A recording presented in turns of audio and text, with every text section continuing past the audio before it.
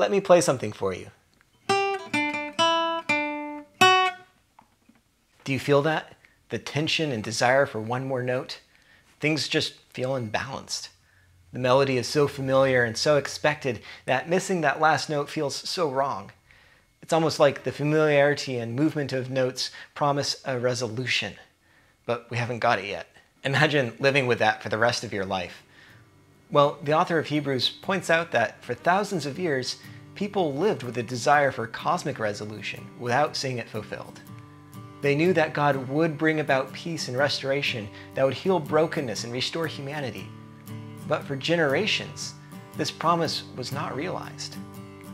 This is the way that Hebrews 11 ends, with a reminder that the faith of those recorded in the Old Testament was always an expectant faith. Hebrews 11 verses 39 to 40 say, "These were all commended for their faith, yet none of them received what had been promised, since God had planned something better for us, so that only together with us would they be made perfect." Two things stand out to me from reading these verses.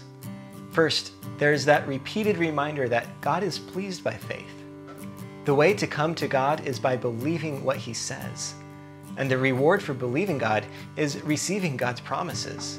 As we've seen, God kept His promises throughout history, but His main promise pointed forward throughout the Old Testament, the coming of God to restore our relationship with God. The second is the beautiful unity in these verses. In each of the different people we have talked about, there were unique needs and ways that God acted. Their faith grew and was shaped by the need of the moment, but it also brought a level of unity that spans generations and is said to even include us today. God's ultimate gift of grace and love through Jesus isn't reserved for the select few who did the best in living by faith. We all come together to receive God's better promise of new life. If you think back to the little melody played earlier, if you had never heard it before, chances are you could still pick out the right note to complete the phrase. You would probably still feel that disquiet that it wasn't quite finished. Most of us probably have heard this melody before, and so it might be even more agonizing not to have that final note of resolution you're so accustomed to hearing.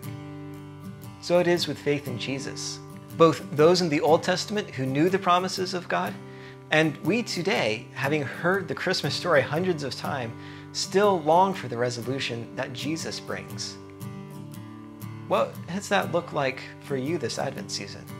How have you seen God's constant love and care through this crazy year?